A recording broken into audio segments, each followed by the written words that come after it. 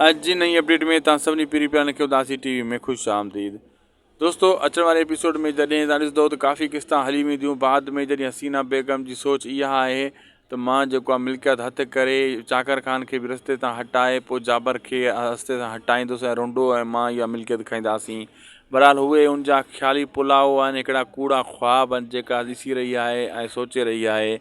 ऐं ईअं कॾहिं कोन थींदो, छो त चाकर ख़ान मेन कैरेक्टर आहे ऐं सावल अञा मेन कैरेक्टर आहे। जेसीं ताईं इहे ॿई आहिनि तेसीं ताईं रुंडो, जाबिर ऐं होॾां सीना पंहिंजे मक़सद में कामयाबु न थी सघंदा। वक़्ती तौरु कामयाबु थींदा, थोरो घणो कामयाबु थींदा, लेकिन जेका उनजी ख़्वाहिश आहे सॼी मिल्कियत खाइण जी, उहा उन्हनि जी सुखी पूरी कोन थी सघंदी। ऐं अहिड़े हिसाब सां सावल हिकु पासे बीठो आहे। जेसीं ताईं सावल आहे त चाकर ख़ान खे लोॾो बि न ईंदो। इहो आहे चाकर खे सावल जी ॻाल्हियुनि ते यकीन करिणो पवंदो, तॾहिं इहो कमु वञी थींदो।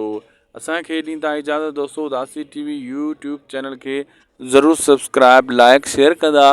हीअ अव्हांजो पंहिंजो चैनल आहे, हिन ते अव्हांखे हर बहितरीन खां बहितरीन अपडेट्स मिलंदी रहंदी आहे ऐं असांखे सुठा सुठा कमेंट बि कंदा प्यारा प्यारा।